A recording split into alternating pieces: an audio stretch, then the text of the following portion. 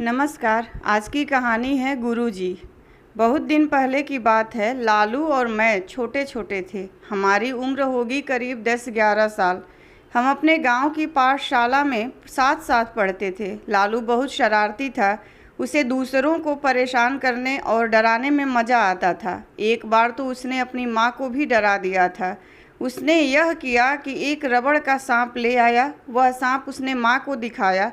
सांप देखकर माँ बहुत डर गई। वे घबराकर दौड़ी। दौड़ने में बेचारी माँ के पाँव में मोच आ गई। मोच की वजह से उन्हें 7 दिनों तक लंगड़ा कर चलना पड़ा। वे लालू की शैतानियों से बहुत तंग आ गई थीं। उन्होंने एक दिन लालू के पिताजी से कहा, इसके लिए मास्टर रख दें। जब रोज़ाना शाम तक पढ़ने बैठेगा तब इसे पता चलेगा, सारी शैतानी भूल जाएगा। पिताजी बोले, नहीं, जब मैं छोटा था तब मेरे लिए मास्टर नहीं रखा गया था। मैं तो अपने आप पढ़ा, खूब मेहनत की, पढ़ लिख कर आज वकील हूँ। मेरी इच्छा है कि लालू भी अपने आप खूब पढ़े लिखे अच्छा आदमी बने। हाँ, इतना कर सकता हूँ कि जिस साल वह अपनी कक्षा में प्रथम नहीं आएगा उस साल हम उसके लिए घर पर पढ़ाने वाला मास्टर रख देंगे। सुनकर लालू ने चैन की सांस ली, लेकिन उसे माँ पर बहुत गुस्सा आया। लालू मास्टर को पुलिस जैसा मानता था, जो बात बात पर पिटाई करता है, जो मनमर्जी नहीं करने देता। लालू के पिता धनी गृहस्थ थे। कई साल हुए उन्होंने अपना पुराना मकान गिराकर पुनः नया 3 मंजिला मकान बनवाया था। मकान बन जाने के बाद से लालू की माँ की इच्छा रही थी कि गुरुजी इस मकान में आकर जूठा गिरा दें, लेकिन वे काफ़ी बूढ़े थे। वे फरीदपुर से इतनी दूर इसके लिए आने को राजी नहीं होते थे। बहुत दिनों बाद इस बार मौका मिल गया। गुरुदेव सूर्य ग्रहण के उपलक्ष्य में काशी आए थे। वहां से उन्होंने नंद रानी को लिख भेजा कि यहाँ से वापस लौटते समय आशीर्वाद देने आएंगे। लालू की माँ की खुशी की सीमा नहीं रही।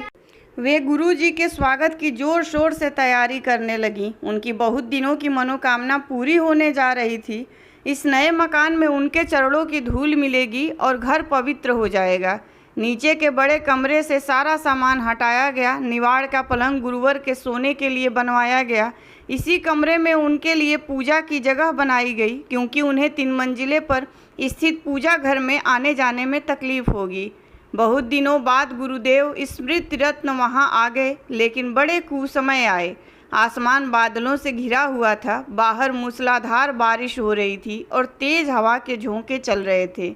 इधर लालू की माँ को तरह तरह के पकवान बनाने, फल फूल सजाने आदि काम के कारण जरा भी सांस लेने का मौका नहीं मिल रहा था। गुरुदेव के लिए पलंग पर बिस्तर बिछाकर मसहरी लगा दी गई। थके मांदे गुरुदेव भोजन करने के बाद पलंग पर जाकर सो गए। इसके बाद नौकरों चाकरों को छुट्टी दे दी गई। मुलायम बिस्तर पर आराम पाने के कारण गुरुदेव ने मन ही मन नंद रानी को आशीर्वाद दिया। आधी रात को अचानक उनकी नींद खुल गई। छत से पानी मसहरी को तर करता हुआ उनकी तोंद पर गिर रहा था। अरे बाप रे, कितना ठंडा पानी है! वे चौंक कर उठ बैठे और तोंद पर गिरे पानी को पोंछ डाला। फिर बोल उठे, नंदरानी ने मकान को नया जरूर बनवाया है, लेकिन पछाड़ की कड़ी धूप के कारण छत फट गई है। निवाड़ वाला पलंग भारी नहीं था। मसहरी सहित उसे खींचकर गुरुदेव दूसरी ओर ले गए और फिर सो गए। लेकिन अभी आधा मिनट से अधिक नहीं हुआ होगा कि पुनः 2-4 बूंद आ गिरी। फिर दूसरी ओर ले गए और फिर पहले की तरह पानी गिरा। अब तक बिस्तर काफ़ी भीग चुका था। इतना भीग गया था कि बिस्तर सोने लायक नहीं रह गया था। गुरुदेव अब सोचने लगे कि क्या किया जाए। बूढ़े आदमी थे। अनजान जगह में दरवाज़ा खोलकर बाहर जाने से डर लगता ही है, और फिर भीतर रहना भी खतरे से खाली नहीं था। जब छत इस बुरी तरह फट गई है, पता नहीं कब सिर पर गिर पड़े। डरते डरते वे बाहर निकल आए। बाहर बरामदे में एक लालटेन जल रही थी। कहीं भी कोई दिखाई नहीं दे रहा था। चारों तरफ अंधकार ही अंधकार था। पानी जोर से बरस रहा था और वैसे ही तेज़ हवा चल रही थी। कैसे कोई वहाँ खड़ा रहे? घर के नौकर चाकर भी कहीं नहीं दिखाई दे रहे थे। पता नहीं वे सब किस कमरे में सोते हैं। स्मृति रत्न को इसका ज्ञान नहीं था। 2-3 बार उन्होंने आवाज़ भी दी, लेकिन प्रत्युत्तर में किसी ओर से कोई आवाज़ नहीं आया। एक और एक बेंच पड़ी थी। इस बेंच पर लालू के पिता के गरीब मुवक्किल बैठते हैं। लाचारी में गुरुदेव उसी पर बैठ गए। मन ही मन में उन्होंने यह महसूस किया कि इससे उनकी मर्यादा पर ठेस पहुंची है, लेकिन इस समय इसके अलावा और कोई चारा भी नहीं था। हवा में ठंडक रहने के कारण सर्दी भी लग रही थी।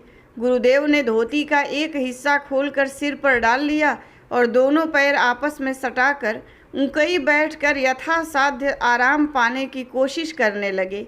मन बड़ा दुखी हो गया। इधर नींद के कारण आंखें झपी जा रही थीं। गरिष्ठ भोजन करने के कारण कई बार खट्टी डकारें भी आईं।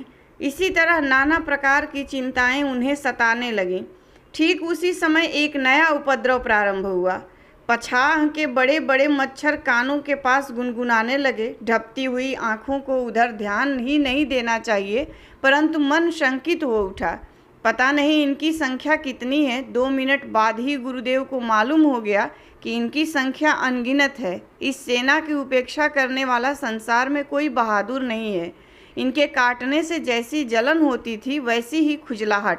स्मृति रत्न ने तुरंत उस स्थान को छोड़ने में ही कल्याण समझा। वे वहाँ से कुछ दूर हट गए, मगर मच्छरों ने उनका पीछा नहीं छोड़ा। कमरे के अंदर पानी ने जैसा हाल कर रखा था, उसी प्रकार बाहर मच्छरों का दल भी परेशान कर रहा था। बराबर मच्छरों को भगाने के लिए अंगोछा फटकारते रहने पर भी उनके आक्रमण को रोका नहीं जा सका। थोड़ी देर बाद वे इधर उधर दौड़ने लगे। इस सर्दी में भी वे पसीने से लथपथ हो गए। एक बार उनके जी में आया कि जोरों से चीख उठें, परंतु ऐसा करना बचपना होगा समझकर चुप लगा गए। कल्पना में उन्होंने देखा कि नंदरानी मुलायम बिस्तर पर मच्छरदानी लगाकर आराम से सो रही है। घर के सभी लोग भी अपनी अपनी जगह पर सोए हुए हैं, लेकिन उनकी दौड़ धूप में जान फंसी हुई है। तभी किसी घड़ी ने टन टन कर 4 बजने की सूचना दी। वह परेशान होकर बोले, काटो कमबख्तो, खूब काटो, अब मैं तुम्हें भगाने से रहा। इतना कहने के बाद भी वे अपनी पीठ मच्छरों के हमले से बचाने के लिए दीवार से सटाकर बैठ गए। फिर बोले, अगर सवेरे तक जीवित रहा तो इस अभागे देश में फिर कभी नहीं रहने का। पहली गाड़ी से घर चल दूंगा। क्यों यहाँ आने का मन नहीं करता था, अब समझ गया। यही सब सोचते सोचते उन्हें नींद आ गई और रात भर की थकान के कारण वे बड़े बेखबर सो गए। इधर नंदरानी काफ़ी सुबह उठ गईं, क्योंकि गुरुदेव की सेवा में काम करना था। रात में गुरुदेव ने केवल जलपान मात्र किया था। यद्यपि यह जलपान तगड़ा था, लेकिन नंदरानी मन ही मन सोचती रहीं कि अपनी पसंद की चीज़ वह नहीं थी। आज उस घाटे को पूरा करने की इच्छा उनके मन में हुई। नीचे उतरने पर उन्होंने देखा गुरुदेव के कमरे का दरवाज़ा खुला हुआ है। गुरुदेव मेरे पहले ही उठ गए, यह जानकर वे बेहद लज्जित हुई। कमरे के भीतर झांक कर देखा तो वे नदारद थे। यह क्या हुआ? दक्षिण की चारपाई उत्तर की ओर कैसे चली आई? उनका झोला खिड़की के पास बाहर पहुंच गया था। पूजा के सामान और आसन आदि दूर बिखरे पड़े थे। बात कुछ समझ में नहीं आ रही थी। बाहर आकर वे नौकरों को बुलाने लगी। नौकरों में कोई भी तब तक नहीं जागा था। उन्होंने सोचा, जब यह हालत है तो गुरुजी कहाँ गए? अचानक नंदरानी की नज़र एक ओर उठी। अरे यह क्या है? एक कोने में अंधेरे में आदमी की तरह न जाने कौन बैठा है। हिम्मत करके वे आगे बढ़ आईं तो देखा, अरे ये तो गुरुदेव हैं। आशंका से चिल्ला उठी, गुरुजी! नींद टूटने पर स्मृति रत्न ने आंखें खोलकर देखा, फिर धीरे धीरे सीधे बैठ गए। नंदरानी चिंता और भय के कारण अवरुद्ध कंठ से पूछ बैठी, गुरुजी आप यहाँ क्यों बैठे हैं? स्मृति रत्न उठ खड़े हुए और बोले, बेटी रात भर मेरे दुखों की सीमा ही नहीं रही। क्यों गुरुदेव, तुमने नया मकान बनवाया तो जरूर है, मगर बेटी ऊपर की सारी छत चटक गई है। रात भर पानी की बूंदें टप टप मेरे ऊपर गिरती रहीं। कहीं छत न गिर जाए इसलिए डर कर बाहर भाग आया, लेकिन यहाँ भी बचाव नहीं कर सका। टिड्डियों की तरह मच्छरों ने मेरा आधा खून पी लिया। बहुत दिनों से मनाने और आराधना करने पर गुरुजी यहाँ आए थे और यहाँ उनकी हालत देखकर नंदरानी की आंखें गीली हो गईं। बोली, मगर गुरुदेव यह मकान तो 3 मंजिला है, बरसात का पानी 3-3 छतों को पार करके कैसे गिर सकता है? कहते कहते अचानक नंदरानी रुक गईं। उन्हें यह समझते देर न लगी कि कहीं इस कांड के पीछे लालू का हाथ न हो। वे दौड़ी हुई कमरे के अंदर आईं तो देखा बिस्तर काफ़ी भीगा हुआ है और मसहरी के ऊपर एक बर्फ़ का टुकड़ा कपड़े में बंधा पाया। अभी तक वह पूरा नहीं गल पाया था। पागलों की तरह दौड़कर वह बाहर आईं। नौकरों में जिसे सामने देखा उसे चिल्लाकर कहने लगीं, पाजी ललुआ कहाँ गया? काम काज जहन्नुम में जाए, वह शैतान जहाँ मिले उसे मारते मारते पकड़ लाओ। लालू के पिता उस समय नीचे उतर रहे थे। पत्नी का चीखना चिल्लाना देखकर वे हैरान रह गए। उन्होंने पूछा, आखिर हुआ क्या? यह क्या कह रही हो? नंदरानी ने रोते हुए कहा, या तो ललुआ को घर से निकाल दो, नहीं तो मैं आज गंगा में डूबकर अपने पापों का प्रायश्चित करूंगी। मगर किया क्या है उसने? बिना अपराध ही गुरु की कैसी गति बना दी है उसने। आओ आकर अपनी आँखों से उसकी करनी देख जाओ। सभी अंदर आ गए। नंदरानी ने सब दिखाया और सुनाया।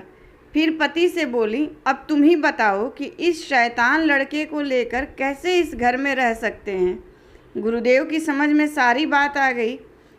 अपनी बेवकूफ़ी पर वे खिलखिला कर हंस पड़े। लल्लू के पिता दूसरी ओर मुंह फेर कर खड़े हो गए। एक नौकर ने आकर उन्हें बताया, लल्लू बाबू कोठी में नहीं हैं। दूसरे ने आकर बताया कि वह मौसी के यहाँ मिठाई खा रहे हैं। मौसी ने उन्हें आने नहीं दिया। मौसी से मतलब है नंदरानी की छोटी बहन। उसके पति भी वकील थे। वे दूसरे मोहल्ले में रहते थे। इसके बाद 15 दिनों तक लालू ने इस मकान में पैर नहीं रखा। धन्यवाद। कहानी पसंद आई हो तो लाइक कीजिए, शेयर कीजिए और ऐसी ही कहानियों के लिए प्लीज़ मेरे चैनल को सब्सक्राइब कीजिए।